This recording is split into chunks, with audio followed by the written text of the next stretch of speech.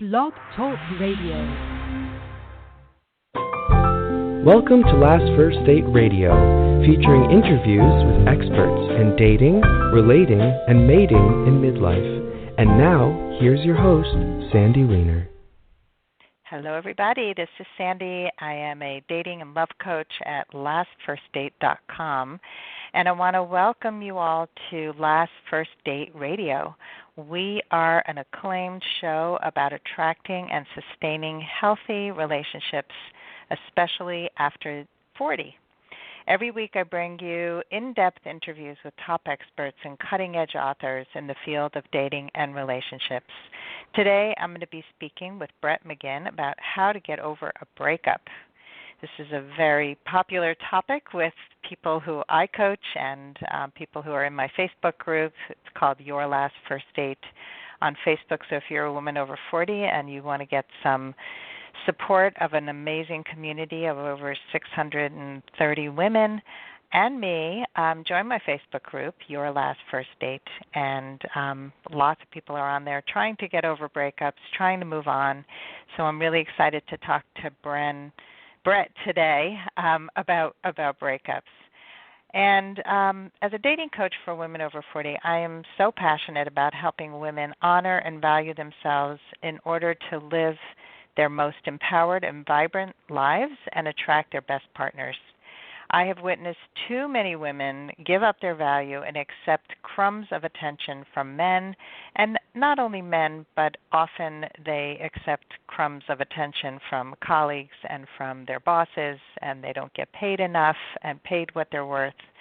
When you own your value, everything in your life shifts, and that's why it's my mission to help women all over the world become women of value. I help them let go of past loves and release the wounds that they have. I help them identify their old patterns and subconscious behaviors that sabotage their relationships.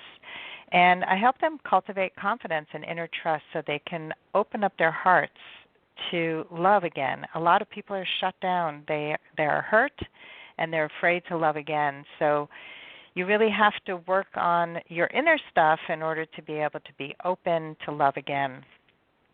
I also love helping women understand men and also ignite the femininity that they have within that they often suppress. And so if you want to fast-track your journey to becoming the woman of value who attracts her best partner, I invite you to join me at the Woman of Value Live Retreat, which is taking place in just 2 weeks, a little under 2 weeks, November 2nd through the 4th at the Sheraton Hotel in downtown Stamford, Connecticut. We're just 45 minutes away from New York City, and there are only a few tickets left, and I would love, love, love to have you join us. I want to help as many women as possible. So join us by going to lastfirstdate.com/woman, that's with an A, -value -live -retreat. That's woman -value -live -retreat. And you can also, if you go on my website, lastfirstdate.com, you're going to see a pop-up and it'll take you right to that page. So please check it out. I hope you join us. This is going to be an immersion, 2.5 days, to really increase your value and learn how to understand men. And we're having so many fun exercises. I'm putting the final touches on it now, and I'm really excited to go through all of it with you guys. Okay, and now for our special guest, Brett McGinn. He helps people dealing with relationship issues. He believes that people don't let their guard down enough, and it causes missed opportunities. He says it's time for a fresh conversation about love and relationships unfiltered. How does love make you feel? Love can be responsible for pure ecstasy, and it can also cause heartbreak. So join me now as we welcome Brett to the show. Hey, how you doing? Good, Sandy. How are you? I'm great. Excited to jump into this topic. So before we get started, what made you do what you do?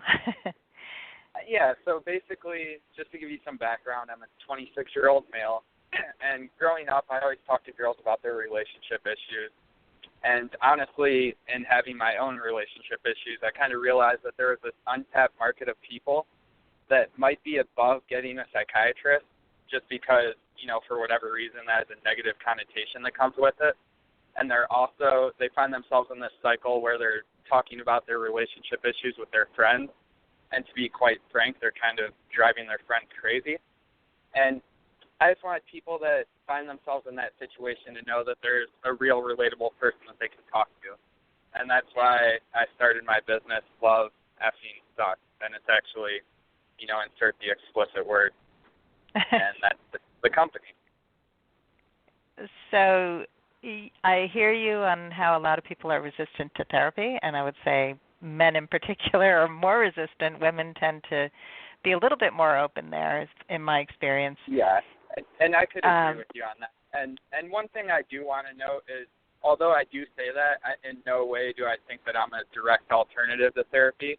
I think therapy can be very beneficial to people, and I definitely support using therapy if it's right for you. Yes, I'm glad you put that in there because I was just talking to a therapist yesterday, and we do very similar work, but there are times when some people's issues are way beyond my purview of skills, and it's not something I would be able to deal with, so I would recommend therapists. I just recommended a therapist the other day to somebody who was having some major issues with trust, and they stemmed from a lousy marriage, from being a people pleaser and a giver and not being discerning in how he gives.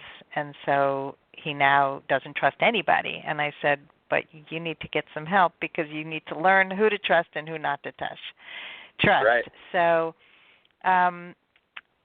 So you're 26, and so tell me a little bit about, you're saying it sucks. So did you have a lot of negative relationships, negative experiences with women?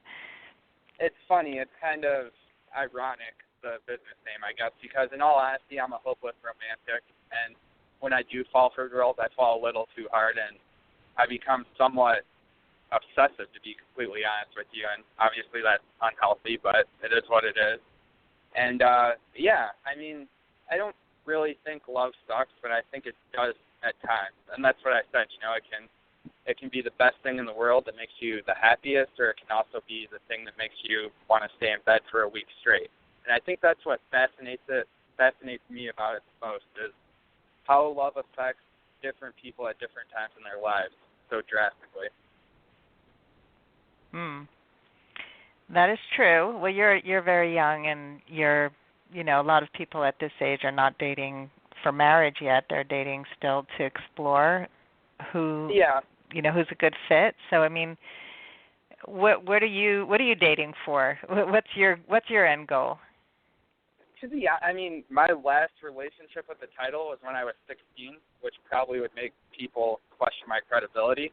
But I've always been a shoulder to lean on. People, for whatever reason, have felt that they can open up to me, and that's what, to be completely honest, that's what I market myself as. I'm just a real relatable person that you can talk to if you have any problems that you're going through. And just because I'm 26 doesn't mean that, I don't have clients that are in their 70s, 50s, 60s. And then also I have some younger clients too that are just kind of learning how to love for the first time, and, basically the stages that you go through when falling in love. Well, that's cool. And for me, it's just so fascinating to talk to these people because, for all intents and purposes, they're people that I'd otherwise just pass on the street and know nothing about. And just in getting to know them, they feel that they can open up to me, and we end up having great conversations about life. It's almost therapeutic for me, too, in a sense. And it's very rewarding. I hear you. So how do you recommend people get over a breakup? To be honest, that's got to be the hardest question I've ever been asked, because, if there was one certain formula to getting over a breakup, then no one would be going through the suffering that millions of people experience every day after a hard breakup.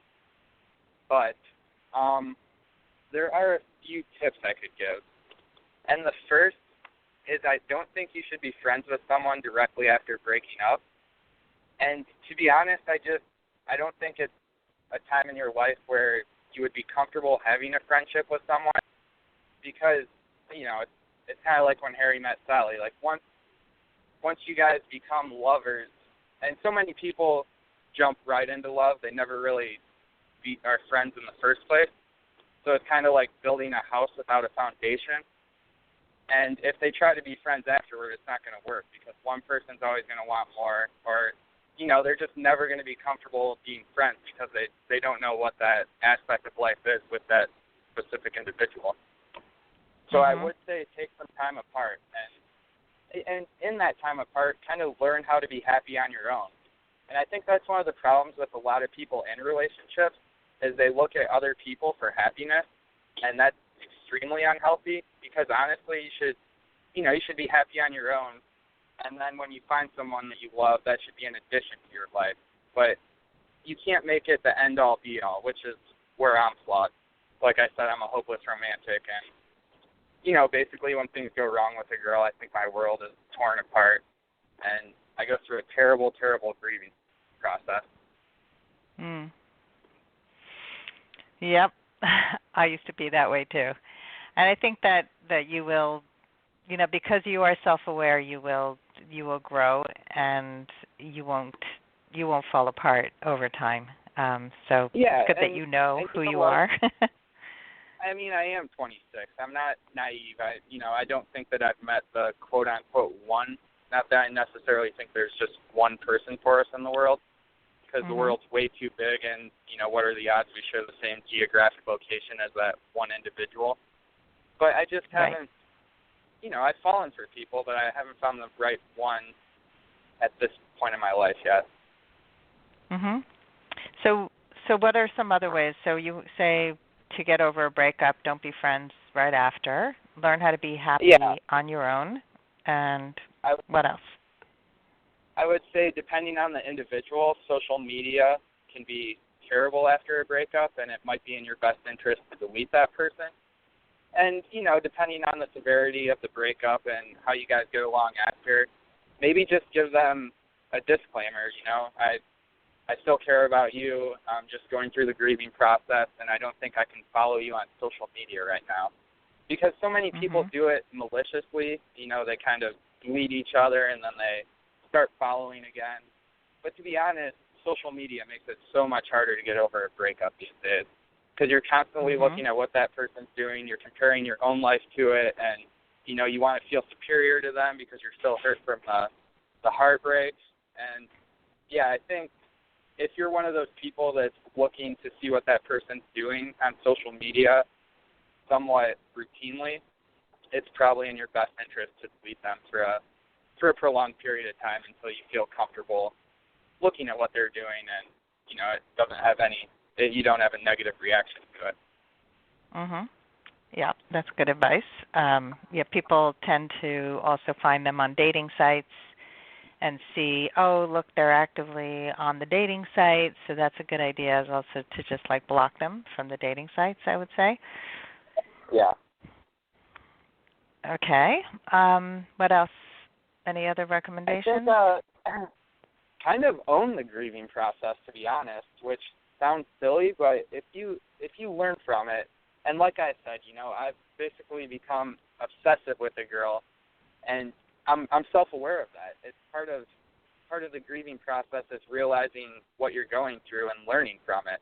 So, you know, take a couple, maybe you've been in a relationship for a couple of years, take 6 months off and find out who you are, what makes you happy, and just learn from the process so you don't end up doing the same thing over again. Yeah, good idea. Another thing I'd say that's very important, in my opinion, is don't jump right into another relationship. You know, we all know the routine daters, and I think that's unhealthy for several reasons. One is you're constantly going to be comparing the new person to the old, and I don't think that's very fair to the new person. And to be honest, most of the time when you're just ending a breakup, you're not really ready to love again.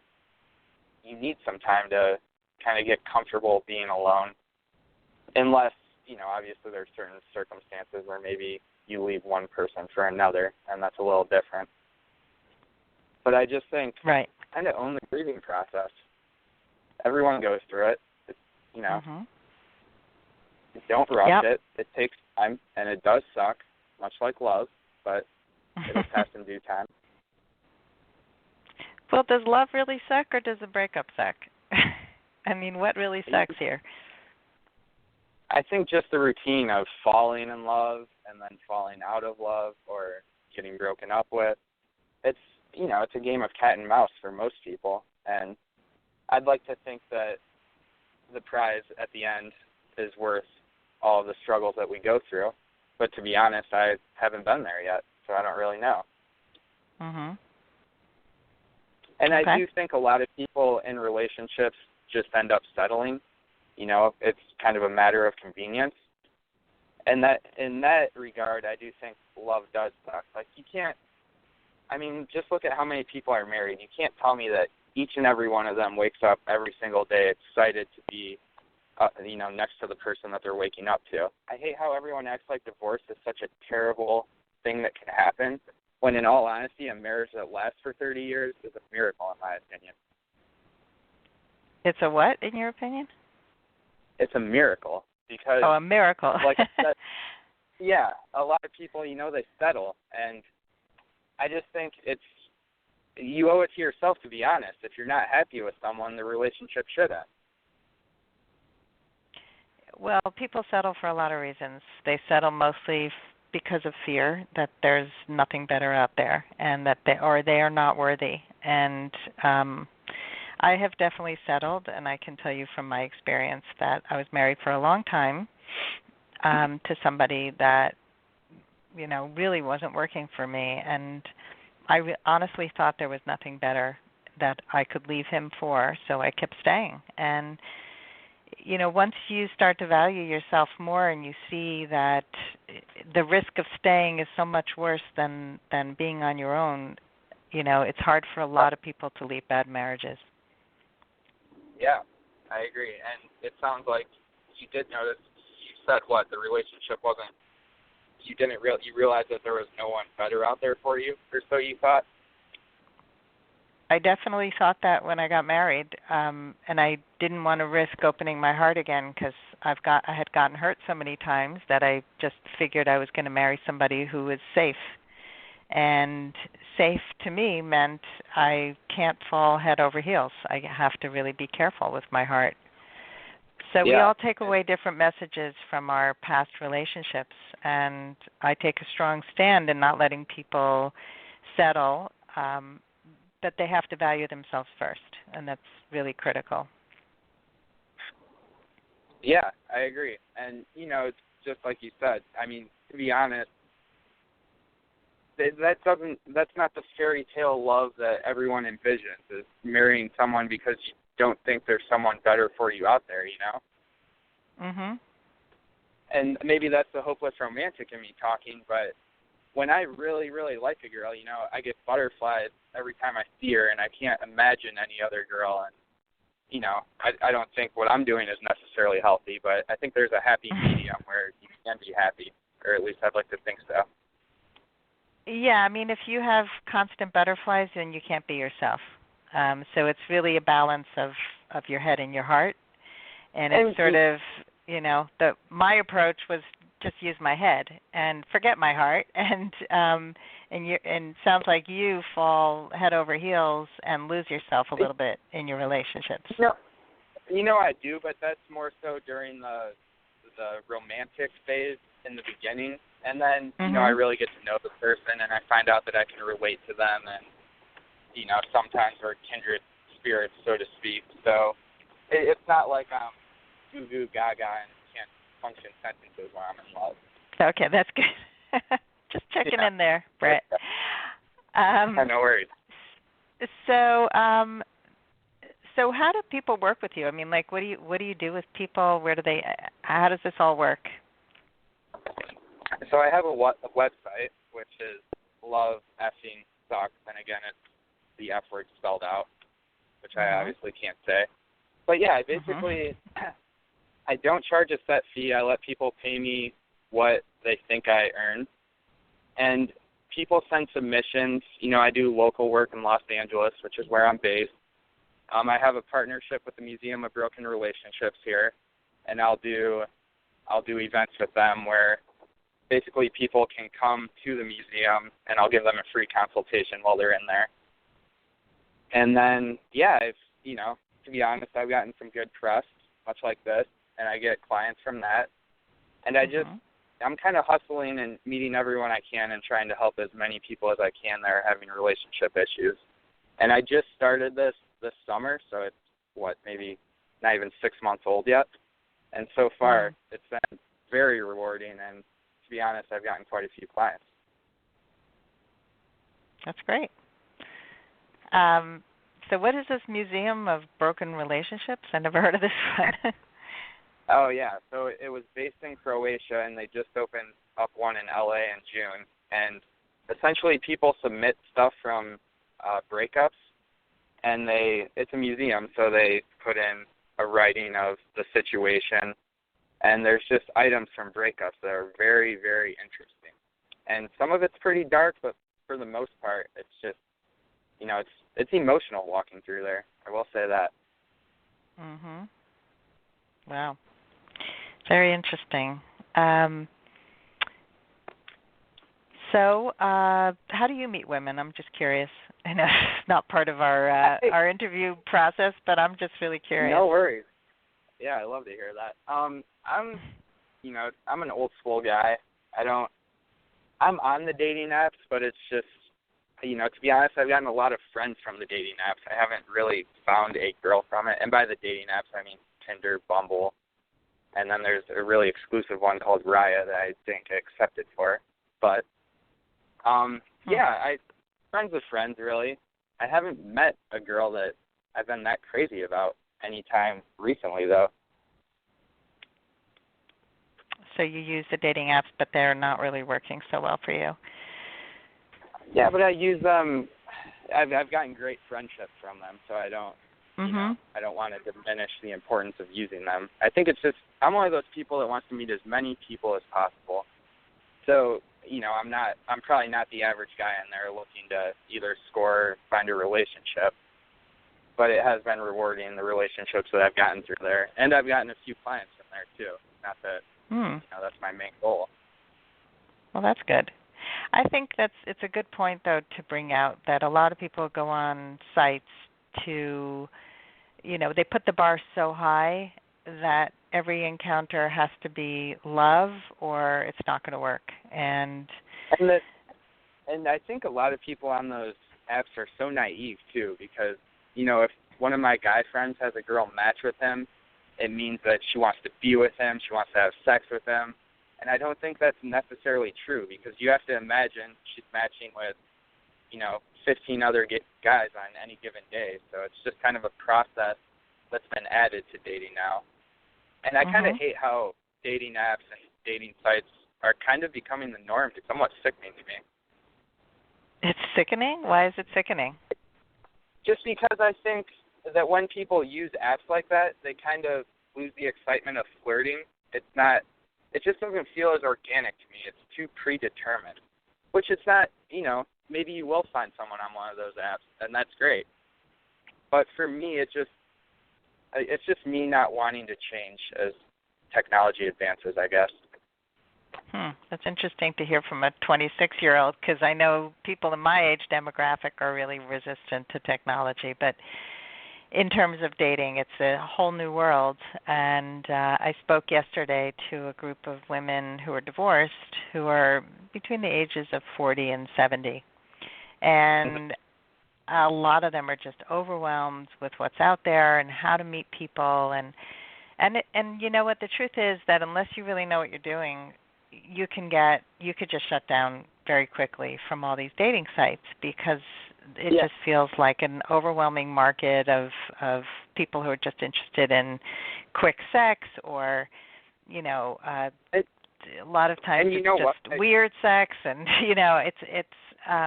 it's different things for different people. But there's a way to sift and sort, and for me, I believe that it's a great resource.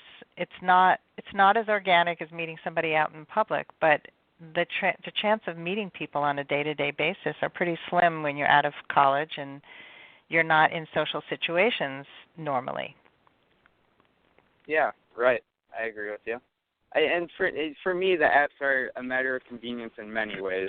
In one way, it's obviously, guys and girls looking for each other, trying to get matched with someone. But it's also, a lot of people don't want to spend time on dates that aren't going to be beneficial. And for me, I love learning from those experiences. If I have a terrible date, at least I tried it. I know I don't like that girl, and it's not going to work out. But a lot of people don't want to take the time to even go out and take that risk. They want to talk on Tinder for 3 days before they finally, take a chance to meet up. Where I'd rather just meet up initially and see how it goes. Right, but then you can ask for what you want, and that's what I recommend that people do. Just don't stay on the app. Just say, do you want to meet up, and get to it, because a lot of people are shy, or they're hiding behind the app, or they're afraid to show you what they really look like because their pictures aren't really accurate, and they're afraid of being judged. I mean, there's so many reasons that people don't actually meet up. And somebody once said these are not really dating sites or dating apps, they're meeting apps and meeting sites. It's really just to connect. That's it. It's the dating has to happen outside of the site, and you got to get to it as soon as you can. Yeah, I'll agree with you on that. Yeah. So anything else you want to talk about in terms of helping people get over breakups, or any other words of wisdom you want to share before we close? I would say for me personally, kind of one more tip on getting over a breakup. I love doing something goal-oriented. I was a runner in high school, and I just ran my first marathon about a year ago, and that was while I was going through the grieving process. And I think, there's just so many healthy ways that you can find to kind of put your mind elsewhere than on the breakup. And for some people, that's revisiting things that they did years ago. For others, that's finding new things that they love.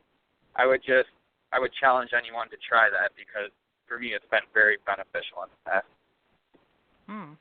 Other than that, really nice.